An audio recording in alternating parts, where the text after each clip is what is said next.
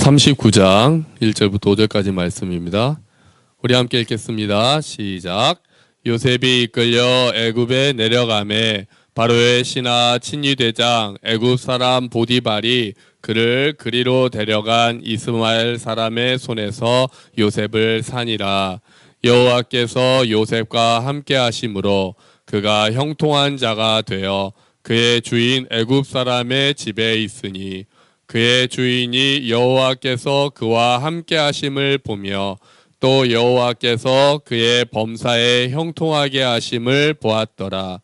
요셉이 그의 주인에게 은혜를 입어 섬김에 그가 요셉을 가정 총무로 삼고 자기의 소유를 다 그의 손에 위탁하니 그가 요셉에게 자기의 집과 그의 모든 소유물을 주관하게 한 때부터 여호와께서 요셉을 위하여 그 애굽 사람의 집에 복을 내리심으로 여호와의 복이 그의 집과 밭에 있는 모든 소유에 미친지라. 아멘.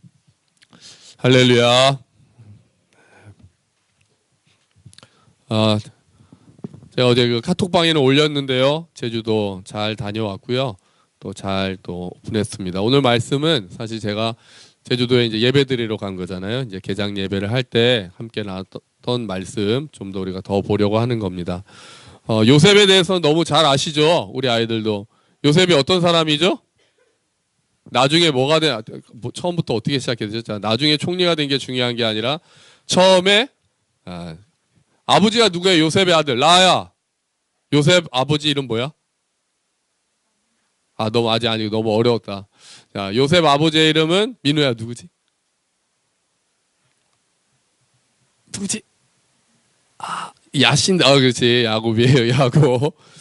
미리 이렇게 예상 질문을 던져주고 해야 되는데, 자, 요셉은 야곱의 12아들 중에 한 사람이고 11번째 아들이에요. 그리고 요셉은 그 야곱의 편애를 받았던 사람입니다. 형들이 그 야곱이 너무 요셉만 예뻐해가지고 요셉만 다른 옷을 주어 막 입히고 막 그래서 형들이 요셉을 좋아했죠. 안 좋아했어요. 안 좋아했어. 굉장히 질투하고 시기하고 그랬습니다. 자, 그래서 나중에 어느 정도였냐면은 요셉이 나중에 혼자 형들을 찾아왔을 때 그 형들이 요셉을 죽이려고까지 했었어요. 그랬는데 죽이지는 않고 차마 죽이지는 못하고 구덩이에 넣어놨다가 나중에 지나가는 이스마엘 사람들, 미디안 상인들이라고 하죠. 상인들에게 팔아 넘깁니다. 형들이 좀 못됐죠. 동생을 팔아 넘겼어요. 그러고 싶어하는 사람들이 있는 것도 알고 있습니다. 자, 형들이 막 감정이입이 요셉에 안 되고 그 형이나 되는 누나 또는 형이 있을 것 같아요. 자, 지나가는 상인들에게 팔고 아버지한테는 짐승들한테 죽었다 이렇게 거짓말을 합니다. 자, 그렇게 하고 요셉은 이제 오늘 본문은 요셉이 팔려서 이집트에 있는 친위대장 또는 경호대장 보디발이라는 사람의 집에 종으로 팔려가는 이야기가 이제 시작이 됩니다. 자, 그런데 이제 보려면 2절에서 여호와께서 요셉과 함께 하심으로 그가 어떤 자가 되었다 그래요? 자, 2절에 한번 보세요. 자, 여호와께서 요셉과 함께 하심으로 그가 어떤 사람이 되었다? 형통한 자가 되었다. 형통한 자가 되었다. 형통하다. 여러분 예수 믿으면 만사 형통한다라는 얘기 많이 들으셨을 텐데요. 형통한 자가 되었다는 건 어떤 의미죠? 보통 우리가 형통하다 그러면은 하는 일이 다 어떻게 된다? 잘 되는 거예요. 잘 되고 성공하고 사업은 성공하고 시험 보니까 잘 보고 자식들도 잘 되고 아픈 사람은 병이 낫고 이런 거를 형통하다라고 표현을 하죠. 그래서 요즘엔 좀 안 쓰지만 예수 믿고 만사 형통합시다. 예수님 믿으면은 형통합니다. 이렇게 전도하기도 하고 그렇게 이야기들을 많이 합니다. 심지어는 보니까 그 다음에 3절에 보면 여호와께서 요셉과 함께하는 걸 누가 봤다고요? 주인이 봤다고 그래요. 그러니까 주인이 누구겠습니까? 보디발이죠. 보디발이 보기에 요셉이라는 종이 왔는데 주인이 봐도 하나님이 요셉과 함께 하시는 것을 주인이 볼 수 있었다는 거예요. 그리고 요셉이 하는 일마다 형통하게 되었던 것을 주인이 봤다는 거예요. 놀랍죠. 그래서 쟤는 하나님이 함께 하시는구나라는 것을 느낄 수 있을 정도였어요. 도대체 요셉이 뭘 어떻게 했길래 주인이 보기에 형통했다라고 표현을 했을까요? 뭐 형통해 봐야 뭐 얼마나 대단하겠어요. 지금 요셉의 신분은 뭔데요? 종이잖아요, 종.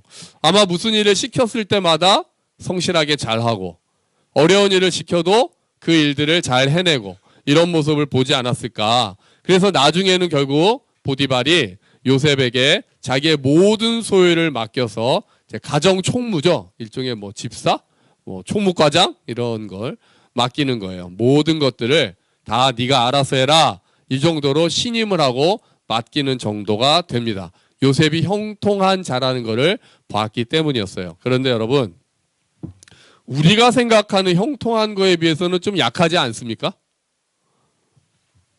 좀 약하지 않아요? 요셉이 종으로 형통하게 되었다라는 게 우리 입장에서는 사실 요셉은 억울하게 형들한테 팔려가지고 지금 종이 됐잖아요. 그러면 정말 형통하다라고 하려면 최소한 어느 정도는 돼야 돼요. 풀려나야죠. 형통한 자가 되려면 지금 노예로 지금 잡혀 있는 건데 풀려나야죠. 예수님 믿고 만사 형통한다. 그러면 아픈 병이 나아야죠. 사업이 막 잘 안 되고 있다가 예수님 믿고 기도하니까 사업이 막 잘 돼야죠. 자녀들이 막 잘 돼야죠. 그런데 요셉은 형통한 자가 되었다고 하면서도 아주 작은 부분에서만 형통한 것처럼 보여요. 억울한 거 나중에 지금 여기서 얼마 동안 일을 하냐 하면은 약 10년 정도로 봐요. 종살이를 10년 하는 거예요. 그럼 10년 하고 나서는 애굽 총리가 바로 됩니까? 그것도 아니에요. 굉장히 어렵게 조금 있다가 보디발의 아내를 통해서 결국은 유혹을 당하고 그거를 거절해서 하나님 앞에서 바로 섰다는 이유로 오히려 종에서 어디까지 갑니까? 감옥으로 가요. 감옥으로 가서 약 3년 정도 있는다고요. 그러니까 요셉이 형통한 자가 되었다는데 요셉의 일생에는 아직 고난이 끝이 나지를 않았습니다. 요셉은 형통한 자라고 그랬는데 여호와께서 그와 함께 하심을 다른 사람들이 볼 수 있다라고까지 했는데 요셉에게는 그 일들이 아직 눈에 드러나지 않았어요. 나중에 결과적으로 애굽의 총리가 되고 이스라엘 그 형님들을 다시 기근이 없는 애굽으로 모셔오는 얘기는 우리가 알아요. 그런데 지금 이 시점에서 여호와께서 요셉과 함께 하신다고 했지만 우리가 볼 때는 아직 요셉에게는 그 고난이 끝나지가 않았어요. 종살이도 아직 많이 남았고 이게 초창기일 거 아니에요. 아직 몇 년 남았고 심지어는 더 억울한 누명을 쓰고 감옥에 들어갈 일들이 아직 남아 있어요. 이게 무슨 형통한 자예요. 형통하면 즉방으로 문제가 해결돼야 되는 거 아니에요? 예수님 딱 믿는 순간 로또가 돼야 되는 거 아닙니까? 예수님 딱 믿고 기도하면 병이 확 나야 되는 거 아니에요? 내가 예수님 딱 믿으면 우리 애들이 다 막 시험 다 잘 보고 공부 잘하고 막 유명한 사람 되고 그래야 되는 거 아니에요? 최소한 억울한 일은 안 당해야 되는 거 아니에요? 누명 쓰고 감옥에는 안 가야죠. 근데 형통한 자가 되었다고 하는데 끽해야 종노릇 좀 더 잘하는 거. 그리고 억울하게 종살이하는 거. 우리가 생각하는 형통이랑 우리가 보통 생각하는 형통이랑 성경이 말하는 형통이 조금 다를 수 있는 거예요. 형통하다는 게 어떤 의미일까요? 형통하다는 게. 형통하다고 해서 우리가 한 가지 오해는 고난이 면제되는 건 아니라는 걸 우리가 생각할 수 있어요. 형통한 자가 되었다고 해서 고난과 모든 문제가 바로 해결되지 않아요. 예수 믿는다고 병이 다 낫지도 않습니다. 예수 믿는다고 사업이 금방 다 잘 되지도 않아요. 이 땅에 사는 동안 우리에게는 고난이 끝나지는 않을 거예요. 또 심지어는 고난을 통해서 하나님이 하시는 일들까지 있어요. 별로 우리는 원하지 않죠. 고난을 안 겪고 하나님이 원하시는 대로 살았으면 좋겠는데 그렇지가 않아요. 고난을 통해서만 얻을 수 있는 것이 있는 것 같아요. 그래서 하나님은 심지어 고난을 통해서도 고난을 사용하셔서라도 우리를 하나님의 뜻에 맞는 사람으로 만들어 가시는 거예요. 그래서 때로는 고난을 통해서 우리가 유익을 얻었다라고 고백할 수까지 있는 거죠. 그러면 형통한 자라는 것은 고난이 면제되지 않는다면 형통한 자는 어떤 사람이겠어요? 고난이 그냥 해결되는 게 아니라면 형통한 자는 고난 가운데서 소망을 잃지 않는 자가 형통한 자입니다.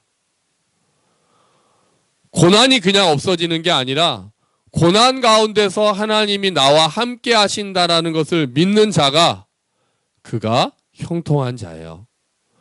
고난이 와서 넘어질 수 있어요. 우리가 안 넘어지긴 너무 어렵잖아요. 고난 오면 힘들잖아요. 그런데 고난이 와서 넘어지더라도 소망을 품고 있는 사람, 그리고 다시 하나님을 붙잡고 일어나는 사람, 넘어져 있을 때도 말씀을 붙잡고 있는 사람, 그리고 다시 그 말씀을 붙잡고 그 하나님의 은혜를 붙잡고 이를 악물면서라도 다시 일어날 힘을 가지는 사람, 그런 사람들이 형통한 자다라고 성경은 보여주고 있는 거예요. 여호와는 나의 목자시니 내게 부족함이 없으리로다라고 다윗은 고백을 했어요. 하지만 다윗이 그 일생 가운데 고난이 없었던 게 아니에요. 계속 어려웠어요. 어떻게 보면 다윗은 사망의 음침한 골짜기를 많이 다녔던 사람이에요.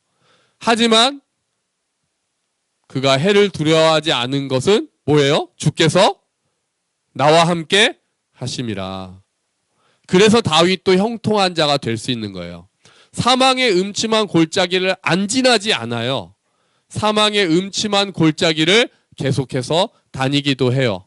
하지만 그 가운데에서도 다윗이 해를 두려워하지 않은 것은 주께서 다윗과 함께 하신다라는 것을 믿었기 때문에 다윗은 그래도 사망의 음침한 골짜기를 다닐 수 있었던 거예요.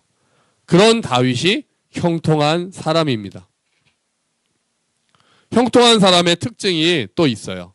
형통한 사람의 특징이 한번 5절을 볼까요?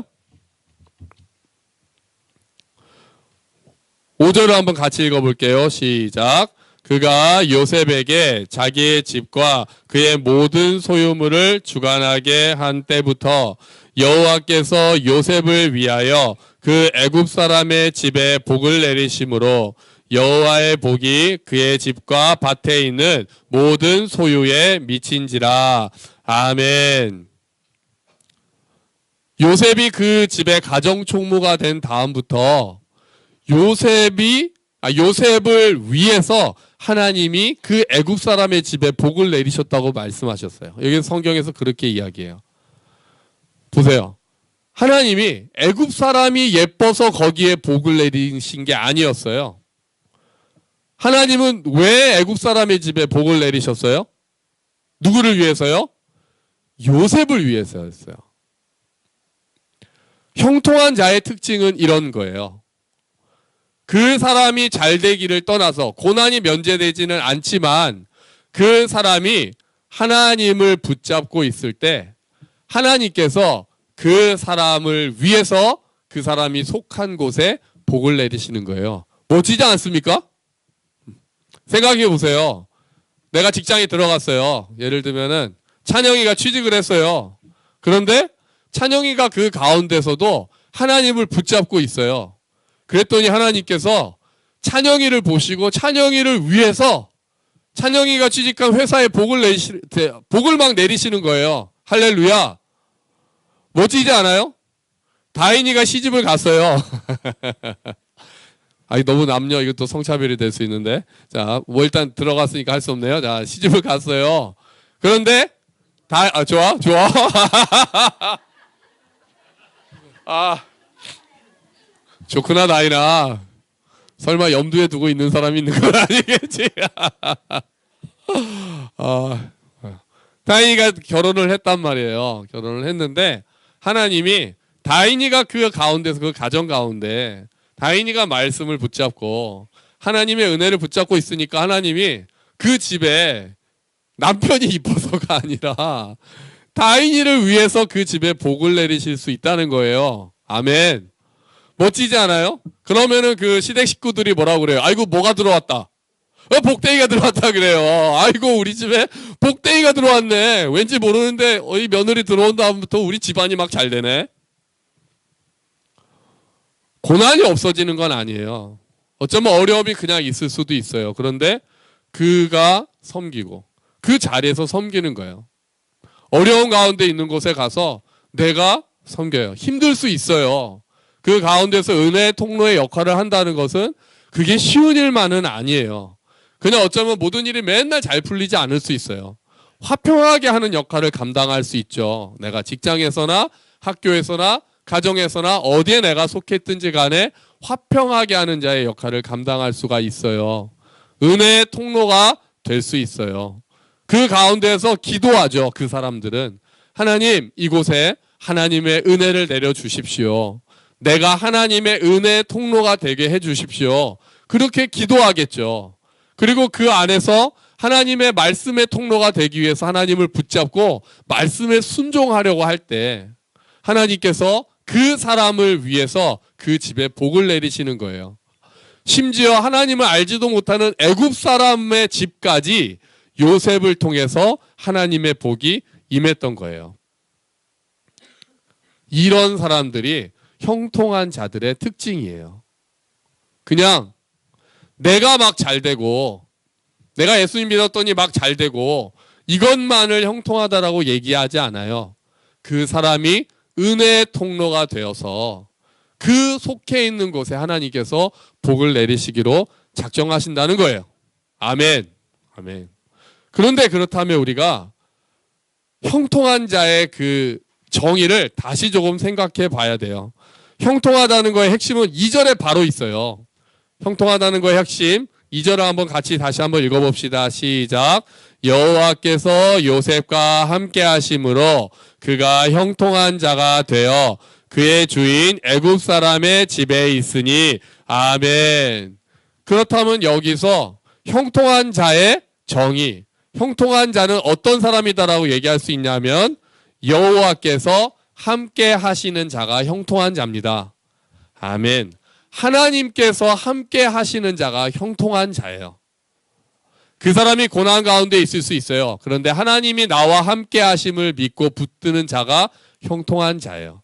하나님께서 그 사람을 기뻐하시고 그 사람을 하나님의 뜻대로 만들어 가시고 그 사람을 통해서 그가 속해 있는 곳까지 하나님께서 복을 내리시는 거예요. 그런 자가 형통한 자예요. 여러분, 근데 하나님이 함께 하신다 그러면 딱 생각나는 게 있지 않아요? 하나님이 우리와 함께 하신다. 네 글자로 뭐라 그래요? 임마누엘이라고 합니다. 임마누엘. 하나님이 우리와 함께 하신다. 뭐라고요? 임마누엘. 임마누엘은 누구의 별명인지 아세요 또? 예수님의 별명이에요. 예수님이 말씀이 육신이 되어 우리 가운데 거하심에 오늘 우리가 암송하는 말씀이잖아요. 하나님이 육신이 되셔서 하나님이 사람이 되셔서 우리와 함께 하셨어요. 그게 임마누엘이에요.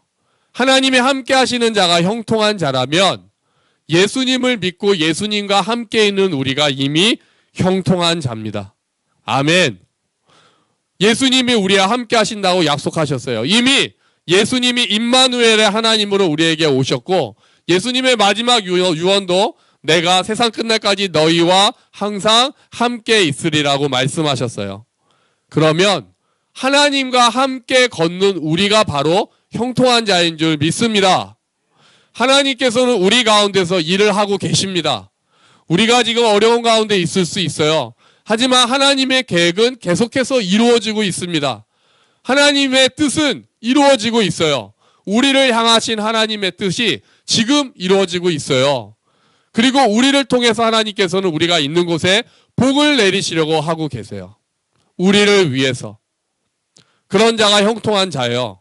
어려운 가운데서도 실망하지 않고 소망을 품으며 내가 있는 곳에 하나님께서 복을 내리시기를 기도하고 그 은혜의 통로가 되는 사람들, 하나님의 말씀을 붙잡고 하나님을 붙잡고 있는 우리가 바로 형통한 자인 것입니다. 아멘. 요셉이 형통했다라고 우리가 다 봤을 때 야 진짜 결국 형통했구나 하는 때는 13년 뒤 요셉이 총리가 된 다음에 아 이래서 형통했나라고 얘기할 수 있지만 아니요. 그 전에 이미 요셉은 형통한 자가 되었다고 성경은 이야기하고 있어요. 아직도 종노릇을 하고 있는데 아직도 고난이 앞에 있는데도 요셉은 이미 하나님이 함께 하셔서 형통한 자가 되었다고 성경은 이야기하고 있습니다. 그럼 우리가 나중에 결국 우리는 최후의 승리는 더군다나 우리 것이에요. 우리는 천국에 갈 사람들이에요. 그런데 그 전에 이미 이 땅에서 하나님이 우리와 함께 하심으로, 우리가 하나님과 함께 걸으심으로 우리는 이미 형통한 자가 되어 있는 것입니다. 여러분, 하나님이 우리와 함께 하십니다. 아멘. 그 사실을 우리가 믿고 붙잡읍시다. 내가 지금 어렵더라도, 내 계획대로 잘 되지 않는다 해도 하나님은 지금 우리와 함께 계십니다. 그거를 다시 한번 기억하는 날이 성탄절이에요. 예수님이 이 땅에 오셔서, 하나님이 사람이 돼서 이 땅에 오셔서 함께 하신다는 임마누엘의 하나님을 기억하는 날이 성탄절이에요. 그냥 우리가 선물과 캐롤로 웃고 떠드는 것뿐 아니라 근본적으로 임마누엘의 하나님이 이 땅에 육신으로 오셨던 것처럼 지금 그 하나님이 오늘 나와 함께 하신다는 것, 지금 여기에 하나님이 나와 함께 하신다는 것, 그래서 내가 형통한 자라는 것을 믿고 붙잡을 수 있는 날이 바로 그것을 기억하는 날이 성탄절입니다. 그리고 그 사람은 이제 그 자리에 어떻게 됩니까? 그 자리에서 은혜의 통로가 되기 시작해요. 하나님의 말씀을 붙잡고 신실하게 서 있으려고 힘들게라도 버티며 서 있는 그 사람을 통해서 하나님이 그 사람을 통해서 또 그 사람을 위해서 그분이 있는 곳에 하나님께서 복을 내려주시는 거예요. 그렇게 은혜의 통로가 되는 것입니다.